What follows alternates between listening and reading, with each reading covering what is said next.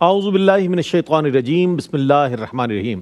ناظرین محترم، السلام علیکم ورحمۃ اللہ وبرکاتہ۔ میں ہوں آپ کا میزبان محمد رئیس احمد اور آپ دیکھ رہے ہیں خصوصی محفل نعت و منقبت در شان حضرت خواجہ معین الدین چشتی اجمیری رحمۃ اللہ تعالیٰ علیہ۔ آپ کے عرس کی تقریبات، آپ کے عرس کی محافل سجی ہوئی ہیں۔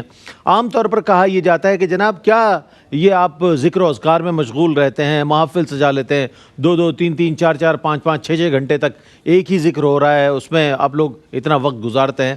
تو جواب یہ ہے جناب کہ اللہ کے نیک بندوں کا، صالحین کا جو ذکر ہے نا، وہ رحمتوں کے نزول کا ذریعہ ہے، ہمارے گناہوں کا کفارہ ہے، اور بے شمار ایسی نعمتیں جس کا ہم ذکر بھی نہیں کر سکتے ابھی، ان تمام نعمتوں کا مجموعہ جو ہے یہ ایسی محافل ہوا کرتی ہیں کہ جس کا اجر و ثواب انشاءاللہ ہمیں دنیا میں بھی ملے گا اور اخروی اجر و ثواب بھی اللہ تعالی ہمیں عطا فرمائے گا۔ تو اللہ والوں سے جڑے رہیں، ایسی محفلوں سے جڑے رہیں، اور میں ARYQ TV کے تمام ناظرین کے لیے دعا کرتا ہوں کہ اللہ تعالیٰ آپ سب کو شاد و آباد رکھے، کہ جو ARYQ TV سے منسلک ہیں، قرآن سیکھتے ہیں، حدیث سیکھتے ہیں، فقہی مسائل سیکھتے ہیں، اور ایسی روحانی اور عرفانی محافل کا حصہ ہوا کرتے ہیں، تو ہم اپنے لیے بھی اور آپ کے لیے بھی دعا گو ہیں کہ اللہ تعالیٰ ہماری حاضریاں قبول و منظور فرمائے۔ حضرت خواجہ معین الدین چشتی اجمیری رحمۃ اللہ تعالیٰ علیہ کا عرس ہے۔ 800 سال گزر چکے ہیں لیکن ذکر ویسے ہی تازہ ہے۔ 800 سال بعد بھی آپ کا جو پرچم ہے اسی طرح بلند نظر آ رہا ہے، ہر طرف یا غریب نواز یا غریب نواز کی صدائیں بلند ہو رہی ہیں۔ ہمارے درمیان اس وقت ممتاز و معروف عالم دین حضرت علامہ مفتی محمد سہیل رضا امجدی صاحب تشریف فرمائے۔ السلام علیکم وعلیکم السلام ورحمۃ اللہ وبرکاتہ۔ اور آپ کے ساتھ ممتاز و معروف ریلیجس اسکالر پروفیسر ڈاکٹر محمد احمد قادری صاحب تشریف فرمائے۔ السلام علیکم ورحمۃ اللہ وعلیکم وبرکاتہ۔ السلام ورحمۃ اللہ تعالیٰ وبرکاتہ۔ اور آپ کے ساتھ ممتاز و معروف عالم دین علامہ مفتی ارشاد حسین سعیدی صاحب تشریف فرمائے۔ السلام علیکم ورحمۃ اللہ وبرکاتہ۔ وعلیکم السلام ورحمۃ اللہ وبرکاتہ۔ اور ماشاءاللہ میرے دائیں جانب ثنا خانان مصطفیٰ صلی اللہ علیہ وآلہ وسلم موجود ہے، محمد ثناء اللہ شیخ، اسرار حیدر میمن، اور ممتاز و معروف قاری و نعت خوان جناب قاری اسد الحق، تینوں کی خدمت میں السلام علیکم ورحمۃ اللہ وبرکاتہ۔ ہدیہ حمد پیش کرنے کے لیے میں ملتمس ہوں محمد ثناء اللہ شیخ سے کہ حمد رب جلیل پیش کریں۔ میرے مولا کرم ہو کرم، میرے مولا کرم ہو کرم، میرے مولا کرم ہو کرم، میرے مولا کرم ہو کرم، تجھ سے فریاد کرتے ہیں ہم، تجھ سے فریاد کرتے ہیں ہم، میرے مولا کرم ہو کرم، میرے مولا کرم ہو کرم، میرے مولا کرم ہو کرم، بے کسوں کو سہارا ملے مولا، ڈوبتوں کو کنارہ ملے، بے کسوں کو سہارا ملے مولا، ڈوبتوں کو کنارہ ملے، سر سے طوفان پل میں ٹلے، جو تیرا ایک اشارہ ملے، تو جو کر دے مہربانیاں دور ہو جائیں ہر ایک غم، میرے مولا کرم ہو کرم، میرے مولا کرم ہو کرم، یہ زمین اور یہ آسمان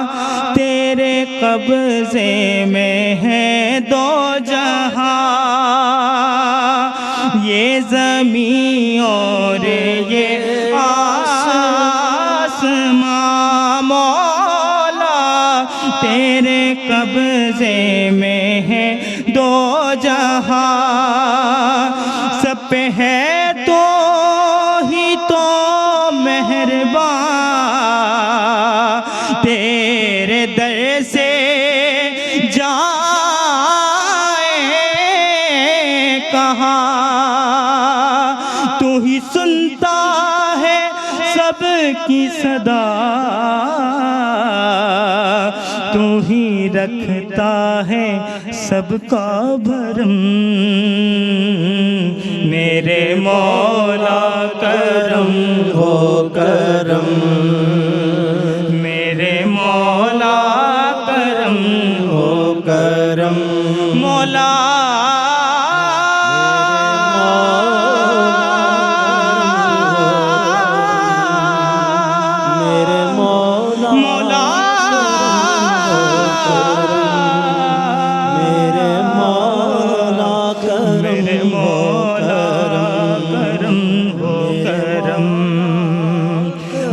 مولا کرم ہو کرم اللہ اللہ بہت عمدہ ماشاءاللہ، بڑے ہی خوبصورت انداز اور کیفیات کے ساتھ محمد ثناء اللہ شیخ اللہ کریم کی بارگاہ میں ہدیہ حمد پیش کر رہے تھے۔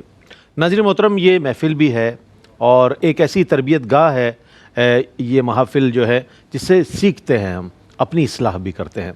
اب یہ جو کرم کرنے کا جو سلسلہ ہے، اللہ تعالیٰ سے ہر شخص کرم طلب کر رہا ہے، لیکن جب ہم کلمہ طیبہ لا الہ الا اللہ محمد رسول اللہ پڑھ لیتے ہیں تو اس کے بعد ہم پر کیا کیا ذمہ داریاں عائد ہو جاتی ہیں اور کن کن چیزوں کے حوالے سے ہمیں بہت زیادہ جو ہے کانشیس ہو جانا چاہیے، اس حوالے سے میں جاننا چاہوں گا۔ مفتی صاحب کیا فرمائیے گا؟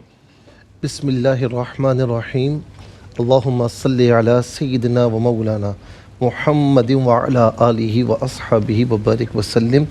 تمام دیکھنے والوں کو، سننے والوں کو خواجہ صاحب رحمۃ اللہ تعالیٰ علیہ کا یہ عرس بہت مبارک ہو۔ خیر مبارک۔ دوسری بات یہ ہے کہ دیکھیں یہاں پر ایک حسین امتزاج ہے، حمد بھی ہے، نعت بھی ہے، منقبت بھی، خواجہ صاحب کی مناقب بھی ہیں اور ملفوظات بھی ہیں۔ تو خواجہ صاحب نظم بھی ہے، نثر بھی ہے، اور خواجہ صاحب کی جو حیات طیبہ ہے یا صوفیاء کی جو زندگی ہے نا، وہ اسی سے عبارت ہوتی ہے۔ اس میں حمد بھی ہوتی ہے، حضور علیہ السلام کی تعریفات کا سلسلہ بھی ہوتا ہے، اور پھر ملفوظات کا سلسلہ بھی ہوتا ہے۔ آپ نے کلمہ طیبہ کی بات کی، یہ روزانہ ہم نہ جانے کتنی بار پڑھتے ہیں، لیکن کبھی اس کی گہرائی میں اتر کر نہیں دیکھا۔ جی بالکل۔ صوفیاء فرماتے ہیں کہ یہ لا الہ الا اللہ محمد رسول اللہ یہ پاکیزہ کلمہ ہے، اور اللہ رب العالمین نے قرآن میں فرمایا الم تر کیف ضرب اللہ مثلا کلمۃ طیبۃ کشجرۃ طیبۃ اصلها ثابت وفرعها فی السماء۔ کیا بات ہے، اور میں کیا تم نے نہیں دیکھا پاکیزہ کلمے کی مثال کہ وہ پاکیزہ پھلدار درخت کی طرح ہے۔ کیا اچھی بات کہی۔ اور جو پھلدار درخت ہے، قرآن فرماتا ہے کہ اس کی جڑیں زمین کے اندر اور اس کی شاخیں آسمانوں کو چھو رہی ہوتی ہیں۔ کبھی آپ نے طویل درختوں کو دیکھا ہے؟ آپ نے اگر آپ دیکھیں پہاڑی علاقوں میں، جی لگتا ہے کہ آسمان کو چھو رہے ہیں۔ تو کلمہ طیبہ یہ ہے، جو پڑھ لیتا ہے تو کلمہ طیبہ کی جڑیں اس شخص کی نس نس میں رچ بس جاتی ہیں، اور پھر اس کی جو شاخیں ہیں نا، اعمال صالحہ کی صورت میں اللہ تعالیٰ کی بارگاہ میں مقام مقبولیت تک پہنچتی ہیں۔ الیہ یصعد الکلم الطیب والعمل الصالح یرفع۔ اللہ تعالیٰ کی بارگاہ میں جو اوپر چڑھتے ہیں وہ اعمال صالحہ ہی چڑھتے ہیں، وہ پاکیزہ کلمات ہی چڑھتے ہیں۔ اسی لیے سلطان باہو نے علیہ رحمہ نے فرمایا نا کہ الف اللہ چمبیدی بوٹی مرشد من وچ لائی ہو، نفی اس بات دا پانی ملیا ہر رگے ہر جائی ہو۔ جڑ اندر تک، گہرائی تک، اور شاخیں آسمانوں کو چھو رہی ہیں۔ اچھا پھر آپ دیکھیں کہ یہ کلمہ طیبہ جو ہے، جسے علامہ اقبال نے کہا نا کہ خودی کا سر نہا لا الہ الا اللہ، خودی ہے تیغ فسا لا الہ الا اللہ، یہ مال و دولت دنیا یہ رشتہ و پیون، بتان وہم و گما لا الہ الا اللہ۔ اچھا پھر دوسری بات بڑی عجیب و غریب ہے، پھلدار درخت بھی ہوتا ہے نا قبلہ ڈاکٹر صاحب، علامہ صاحب، مفتی صاحب، وہ اپنے موسم میں پھل دیتا ہے، موسم کے علاوہ پھل نہیں دیتا، لیکن یہ کلمہ طیبہ وہ پاکیزہ درخت ہے، یہ ہر وقت، ہر آن، ہر لمحے پھل دیتا ہے۔ یہ نغمہ فصل گلو لالا کا نہیں پابند، بہاروں کے خزاں لا الہ الا اللہ. اور یہ اس آیت کی تفسیر ہے کہ تؤتی اکلھا کل حین باذن ربھا. بات ہے، اپنے رب کے حکم سے ہر وقت ہر آن یہ پھل دیتا ہے. اور آخری بات اس ضمن میں عرض کروں گا کہ کلمہ طیبہ اتنی طاقتور چیز ہے. مجھے دنیا کی کوئی ایسی طاقتور چیز بتائیں کہ جو آپ کو جنتی بنا دے. کوئی نہیں. کوئی بنا دے آپ کو؟ نہیں. آپ پیسوں سے نہیں خرید سکتے، چاہے دنیا جہاں کا مال آپ کے پاس ہو. لیکن یہ کلمہ طیبہ میرے نبی فرماتے ہیں کہ من قال لا الہ الا اللہ فقد دخل الجنہ. جس نے ایک مرتبہ یہ کلمہ پڑھ لیا وہ جنت میں داخل ہوگا. لیکن آخری بات میں یہ عرض کروں، صوفیاء نے فقط کلمہ طیبہ نہیں پڑھا، صوفیاء نے کلمہ طیبہ کے تقاضوں پر بھی عمل کیا ہے. اس کی حقیقت کو جان کر اس کے تقاضوں پر بھی عمل کیا ہے. تو تقاضوں پر عمل کریں گے تو پھر یہ راستہ سیدھا جنت کا راستہ ہے. تو صوفیاء کا اصل مقصد یہی رہا کہ کلمہ طیبہ صرف پڑھا نہیں، اس کے تمام تقاضوں کو جانا، اللہ تعالیٰ کی معرفت حاصل کی اور اس پر عمل کیا اور لوگوں کو اسی کلمہ طیبہ کی طرف بلایا ہے. سبحان اللہ سبحان اللہ. حمد رب جلیل کے بعد ایسی ہی گفتگو ہونی چاہیے، ایسے ہی کلمات ہونے چاہیے کہ جو ہمیں کلمہ طیبہ سے بھی جوڑ دیں، پھر اس کے تقاضوں کے بارے میں بھی ہم میں بیداری پیدا کر دے کہ کلمہ تو ہم نے پڑھ لیا. یہ ایک ایگریمنٹ ہے کہ آپ کا ایک عہد ہے اللہ کے ساتھ کہ میں کسی معبود کو نہیں مانتا سوائے تیرے. اب جب یہ کہہ دیا تو اس کے بعد کچھ پابندیاں ہیں، کچھ قواعد و ضوابط ہیں، وہ کچھ شریعت مطہرہ کے وضع کردہ کچھ احکامات ہیں جس کو ہمیں پیش نظر رکھنا ہے. ورنہ صرف کلمہ پڑھ لیا اور باقی چیزوں کو پیش نظر نہیں رکھا تو پھر ظاہر ہے مفتی صاحب نے جس طرح فرمایا. بہرصورت ایک مختصر سا وقفے کے بعد لوٹتے ہیں. مجھے امید ہے آپ کا ہمارا ساتھ رہے گا. محفل نعت و منقبت در شان حضرت خواجہ معین الدین چشتی اجمیری رحمۃ اللہ تعالی علیہ حمد رب جلیل پیش کی گئی اور اس پر گفتگو ہوئی. اب نعت رسول مقبول صلی اللہ علیہ وآلہ وسلم کے لیے میں التماس کروں گا ہمارے ساتھ موجود جناب اسرار حیدر میمن سے ان اشعار کے ساتھ کہ کوئی لمحہ بھی تیرے ذکر سے خالی نہ ہوا، کوئی لمحہ بھی تیرے ذکر سے خالی نہ ہوا، میں تیرے بعد کسی در کا سوالی نہ ہوا. کوئی لمحہ بھی تیرے ذکر سے خالی نہ ہوا، میں تیرے بعد کسی در کا سوالی نہ ہوا. تو ہے یثرب کو مدینے میں بدلنے والا، تو ہے یثرب کو مدینے میں بدلنے والا، تیرے جیسا تو کسی شہر کا والی نہ ہوا، تیرے جیسا تو کسی شہر کا والی نہ ہوا. ہر حسین حسن محمد سے ہے خیرات طلب، ہر حسین حسن محمد سے ہے خیرات طلب، ایک چہرہ بھی تیرے جیسا جمالی نہ ہوا، ایک چہرہ بھی تیرے جیسا جمالی نہ ہوا. کوئی پیدا نہ ہوا تیرے مؤذن جیسا، کوئی پیدا نہ ہوا تیرے مؤذن جیسا، پھر اذانوں میں کبھی سوز بلالی نہ ہوا، پھر اذانوں میں کبھی سوز بلالی نہ ہوا. کوئی لمحہ بھی تیرے ذکر سے خالی نہ ہوا، یا رسول اللہ میں تیرے بعد کسی در کا سوالی نہ ہوا. اسرار حیدر میمن صاحب سے گزارش کروں گا کہ اپنی عقیدت نظر کریں. مجھ خطا کار سا انسان مدینے میں رہے، بن کے سرکار کا مہمان مدینے میں رہے، مجھ خطا کار سا یاد آتی ہے مجھے اہل مدینہ کی وہ بات، یاد آتی ہے مجھے اہل مدینہ کی وہ بات.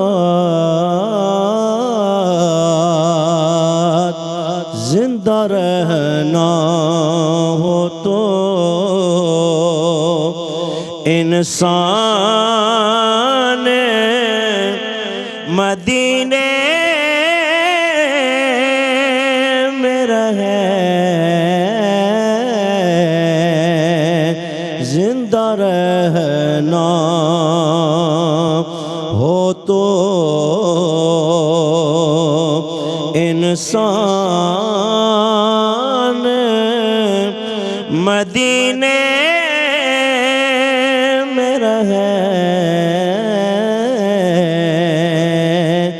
بن کے سرکار کا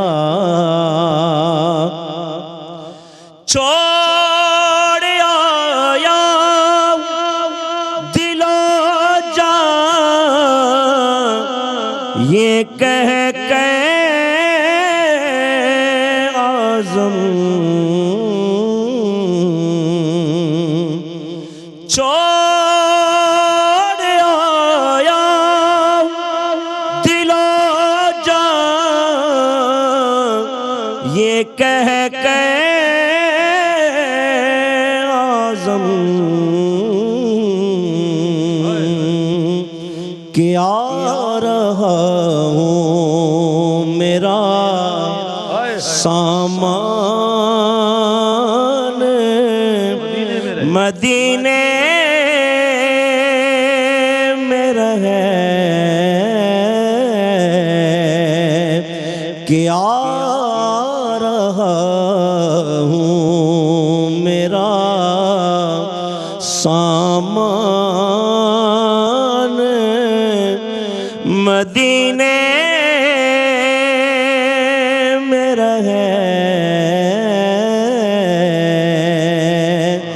مجھ عطا کا رسا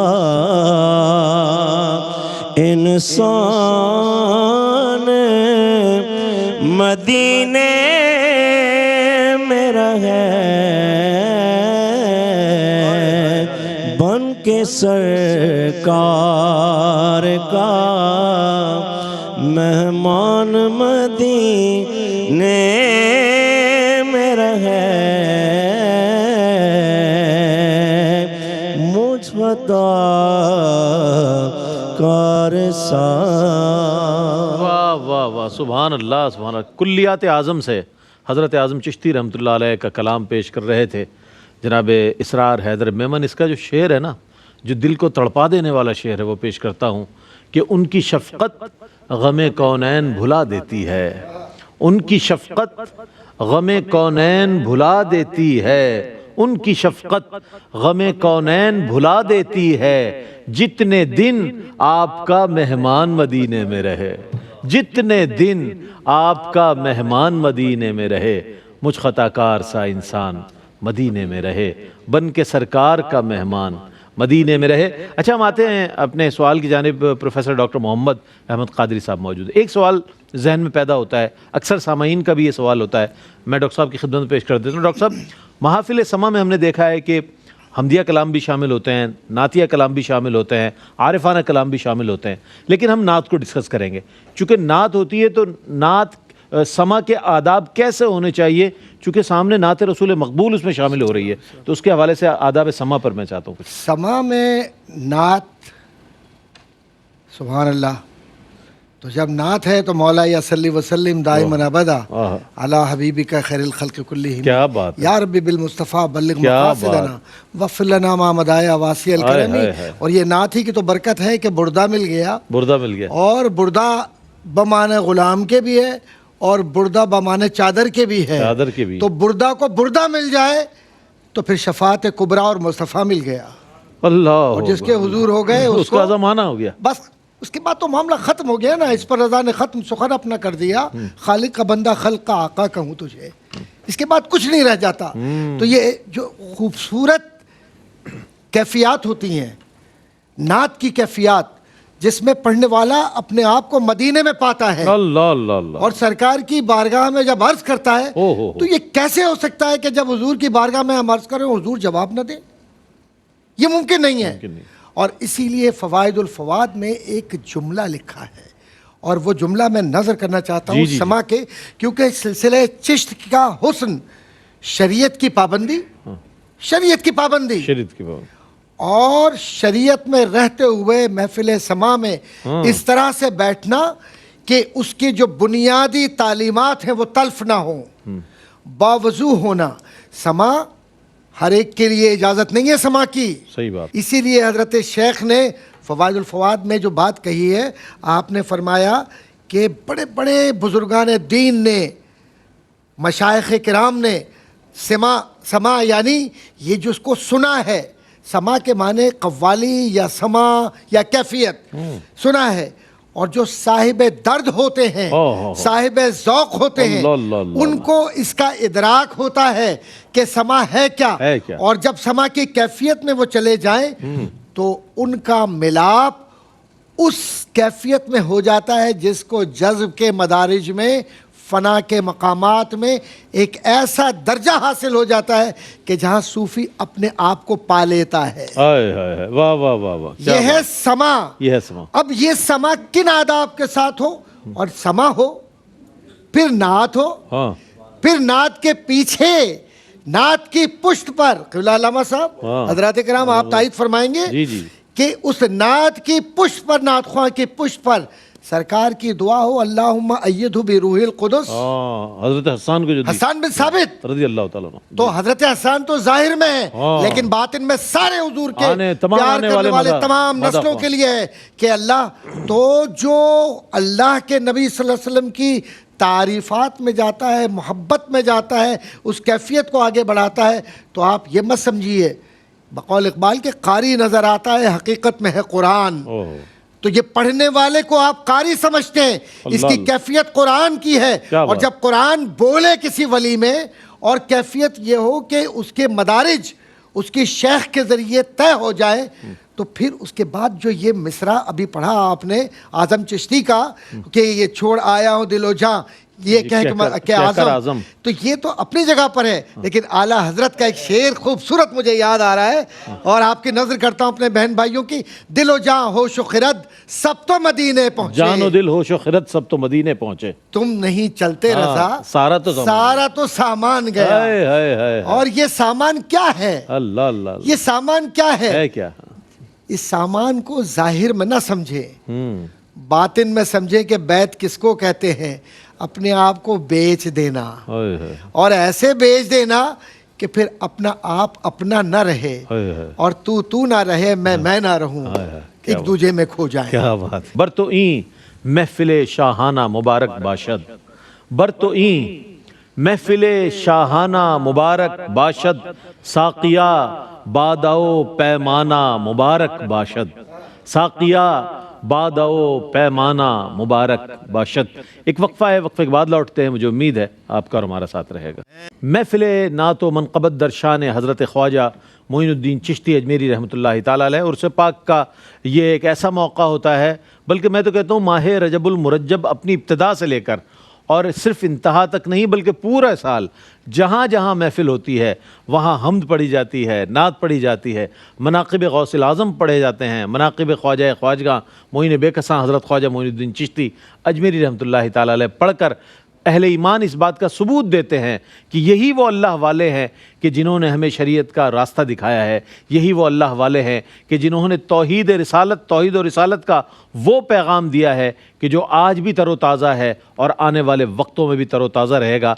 हज़रत ख्वाजा मोइनुद्दीन चिश्ती अजमेरी रहमतुल्लाहि ताला अलैह का जो सिलसिला चिश्त, चूँकि आप ही सबसे मारूफ़ बुज़ुर्ग नज़र आते हैं इस सिलसिले के, तो इस सिलसिले की जो खुसूसियात हैं मैं चाहता हूँ वो अगर क़िबला मुफ्ती इरशाद हुसैन सईदी साहब इरशाद फरमाए तो बहुत इनायत होगी। जी बहुत शुक्रिया, बहुत खूबसूरत सवाल है और मौका की मुनासिबत से भी है, तो साहिब उर्स का फैज़ है समझ लो। और हुज़ूर ख्वाजा गरीब नवाज़ नाइबुर रसूल फ़िल हिंद, क्या बात, हज़रत ख्वाजा गरीब नवाज़ मोइनुद्दीन चिश्ती अजमेरी रहमतुल्लाहि ताला अलैह, आपके उर्स मुबारक की जो खूबसूरत महाफ़िल यूँ तो दुनिया भर में जारी व सारी हैं, बिल्कुल बिल्कुल, मगर अजमेर शरीफ में अनवार व तजल्लियात का बुक़्क़ा नूर बना हुआ है जनाब, आलम है। अल्लाह ताला हम सबको उसको फयूज़ात नसीब फरमाए और हाज़िरी भी नसीब फरमाए, आमीन। आपके सवाल की तरफ आने से कबल इसी उर्स मुबारक से मुताल्लिक़ एक बात अर्ज़ करता हूँ। देखिए अहले मोहब्बत का क्या हसीन इंतज़ाम है کہ آقا علیہ الصلوۃ والسلام کا میلاد منایا جاتا ہے اور حضور صلی اللہ علیہ وسلم کے غلاموں کا، عشاق کا، صوفیاء کا عرس منایا جاتا ہے. اور ان دونوں میں اگر آپ کوئی ربط تلاش کرنا چاہیں تو ربط ہے وصال اور ملاقات. کیا کہنے وہ کیسے کہ آقا علیہ الصلوۃ والسلام امت کی طرف تشریف لائے، سبحان اللہ، تو آپ کا امت کی طرف آنا یہ میلاد کہلایا، اور امتی کا بارگاہ مصطفیٰ میں جانا کیا خوبصورت بات یہ عرس اور وصال کہلایا. تو چونکہ اس میں بھی ملاقات ہو گئی، اس میں بھی ملاقات ہو گئی، تو اہل محبت محبوب و محب کی ملاقات کو مناتے ہیں، ہجر کو نہیں مناتے، اس لیے وصال کو مناتے ہیں. اور پھر یہ کہ جو اس میں ایک خاص نسبت یہ بھی ہے کہ آقا علیہ الصلوۃ والسلام کے ساتھ مثلیت کا کوئی شائبہ نہ ہو. حضور کے ولادت کی تقاریب ہو رہی ہیں اور صوفیاء اور علماء کے، صوفیاء کے، ان کے وصال. اور جو لوگ یہ سمجھتے ہیں کہ معاذ اللہ 12 ربیع الاول کو آقا علیہ السلام کا وصال ہے تو غم منایا جائے، بھئی ہم تو آقا علیہ الصلوۃ والسلام کے غلاموں کے وصال کے دن کو عرس کے طور پر منا رہے ہیں. پھر وہ تو آقا ہے، تو عرس شادی ہے، تو چہ جائے کہ آقا علیہ الصلوۃ والسلام کے یوم وصال کو غم وصال غم کے طور پر منایا جائے. اور پھر اس میں میں ایک یہ بھی بات ایڈ کرتا ہوں کہ صحابہ کرام نے جو آقا علیہ الصلوۃ والسلام کے ہجر و فراق میں جو کیفیات کا اظہار فرمایا، جو کیفیات ظاہر ہوئیں، وہ اس لیے کہ وہ فزیکلی آقا علیہ السلام سے ملے تبھی تو صحابی کہلائے، اور فزیکلی بچھڑے اس لیے غم بنتا تھا اور غم ہوا. تو ہم تو آقا علیہ الصلوۃ والسلام سے یوں ہماری آنکھوں نے آپ کے چہرہ انور کی ظاہر کے ساتھ زیارت نہیں کی، ورنہ تو شرف صحابیت نصیب ہو جاتا. تو لہٰذا جب یوں فزیکلی ملے نہیں تو بچھڑنا کیسا، تو جب بچھڑے نہیں تو غم کیسا. اس لیے اللہ رب العزت کو منظور ہی یہی تھا کہ میرے حبیب صلی اللہ علیہ وسلم کے جانے کی بات نہ کرنا، بلکہ قیامت تک مصطفیٰ کے آنے کی بات کرنا، تاکہ حضور کی موجودگی کو محسوس کرتے رہو. اور یہ جو اولیاء اور صلحاء ہیں، یہ جب آقا علیہ الصلوۃ والسلام کی بارگاہ میں حاضر ہوتے ہیں تو حضور کی بارگاہ میں حاضری ہی وصال ہے اور یہ قرب ہوا. حضرت خواجہ غریب نواز رحمۃ اللہ تعالی علیہ جب ہم آپ کے عرس مبارک کی یہ رنگا رنگ تقاریب کو دیکھتے ہیں، انوار و تجلیات کو دیکھتے ہیں، تو انہی کو دیکھ کر ہی تو یقین ہو جاتا ہے کہ ایک محب کی اپنے محبوب سے ملاقات ہو گئی.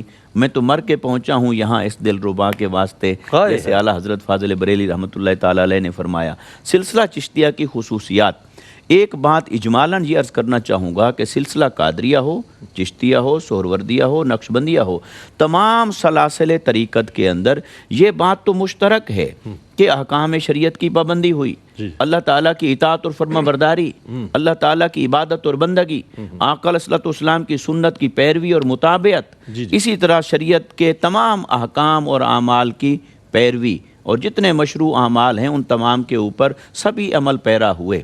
مگر اس تمام کے بعد پھر کوئی نہ کوئی خاص رنگ ہمیں ہر جگہ نظر آتا ہے، اور وہ خاص رنگ اگر ایک اینگل سے بیان کروں تو سلسلہ قادریہ کے اندر آپ کو علم کا غلبہ نظر آتا ہے، سلسلہ چشتیہ کے اوپر عشق، جذب اور جنوں کا غلبہ نظر آتا ہے، اور سلسلہ سہروردیہ اور نقشبندیہ کے اندر آقا علیہ الصلوۃ والسلام کے اعمال ظاہری کی مطابعت اس کی آپ کو ایک کمال پابندی نظر آتی ہے. اس کا یہ مطلب ہرگز نہیں ہے کہ یہ خصوصیات دوسرے سلاسل میں نہیں، یقیناً ہر سلسلہ میں، چونکہ یہی دین کی راہ ہے، یہی شریعت کی راہ ہے، تعارف بھی کچھ بن جاتا ہے وجہ تو، لیکن وجہ تعارف جو نمایاں خصوصیات ہو گئیں اس اعتبار سے جب ہم دیکھتے ہیں تو سلسلہ چشتیہ کا جو نقطہ کمال ہے وہ ہے عشق، اور عشق کے اندر فنا ہو جانا، جس کا ذکر ڈاکٹر صاحب نے بھی فرمایا بڑے حسین انداز میں.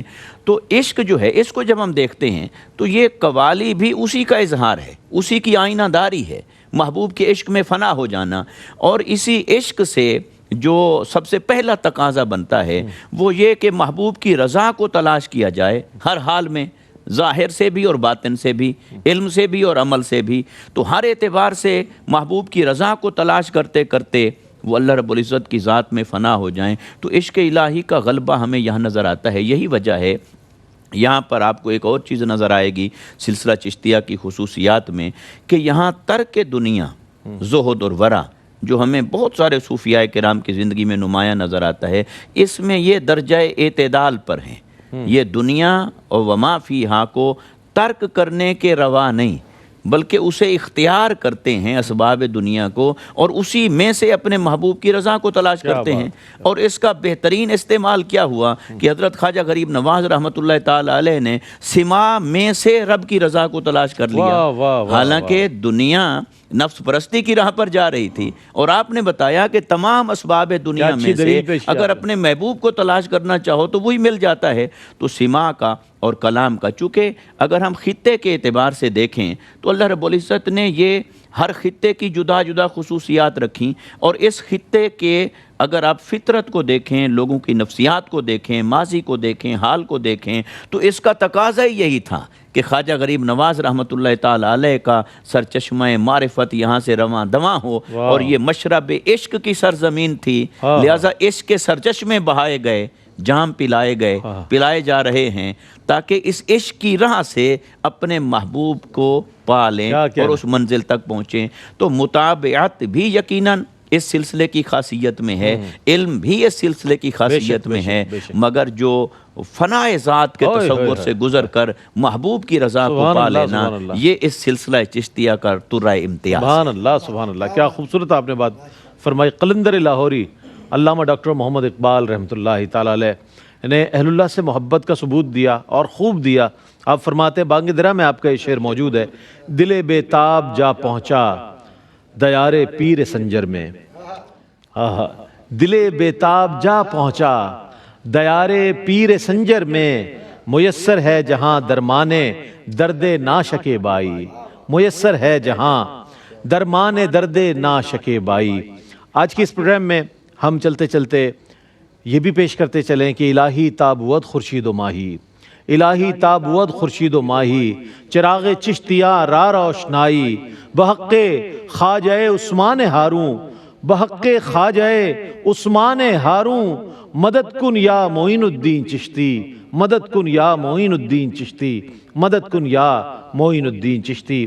ناظرین محترم، میں اس مرحلے پر مبارکباد پیش کرتا ہوں ARYQ-TV کو، چیئرمین حاجی عبدالرؤف صاحب کو، کہ آپ اور آپ کے اجداد، آپ کے والد گرامی خاص طور پر جس انداز میں دیوانہ وار حضرت خواجہ معین الدین چشتی اجمیری رحمۃ اللہ تعالی علیہ کے مزار اقدس میں اور صحن میں جس دیوانگی کے ساتھ آپ نے وہاں پر کیفیات کے ساتھ وقت گزارا، اسی کا فیض الحمدللہ آج ARY فیملی کو مل رہا ہے، اسی کا فیض حاجی عبدالرؤف صاحب کو مل رہا ہے، اسی کا فیض حاجی اقبال صاحب کو مل رہا ہے، اسی کا فیض حاجی جان محمد صاحب کو مل رہا ہے، اور اسی کا فیض ملا حاجی عبدالرزاق یعقوب رحمۃ اللہ تعالی علیہ کو، کہ جن کی خدمات کو دنیا نے سراہا اور دنیا نے سلام پیش کیا. اللہ تعالیٰ آپ کو اور ہم سب کو اس ذکر کی برکتیں نصیب فرمائے. آخر میں منقبت پیش کریں گے جناب قاری اسد الحق. میں مفتی صاحب آپ کی تشریف آوری کا، ڈاکٹر صاحب آپ کی تشریف آوری کا، اور مفتی صاحب آپ کی تشریف آوری کا بہت شکریہ ادا کروں گا، اور تینوں ثناخانوں کی تشریف آوری کا بہت شکریہ. قاری اسد الحق،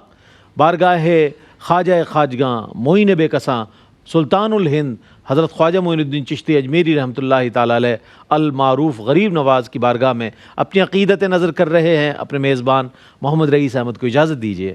اللہ حافظ. اولیاء کے امام یا خواجہ،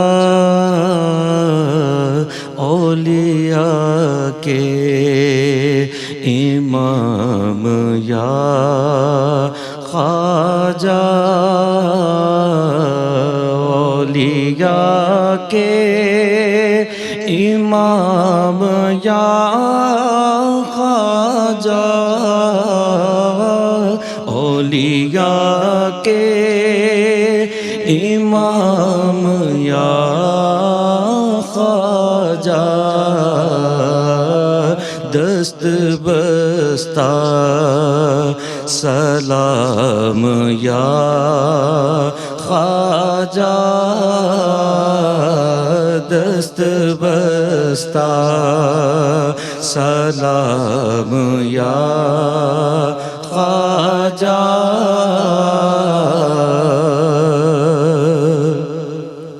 تیری عظمت کے معترف ہے سبھی تیری عظمت کے معترف ہے سبھی تیری عظمت کے معترف ہے سبھی اولیاء کرام یا خواجہ اولیاء کرام یا خواجہ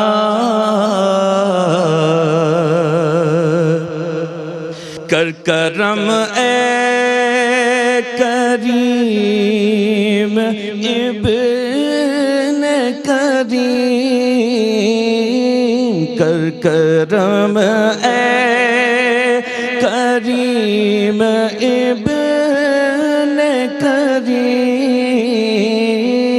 کر کرم اے کریم ابن کریم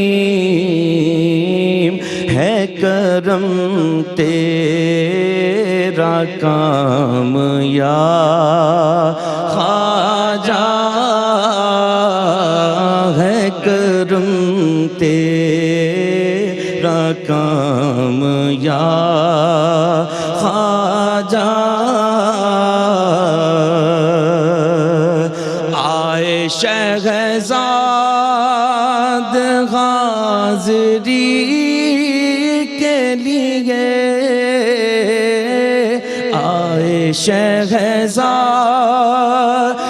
حاضری کے لیے آئے شہزاد حاضری کے لیے پھر سے ہو انتظام یا خواجہ پھر سے ہو انتظام یا خواجہ اولیاء کے امام یا خواجہ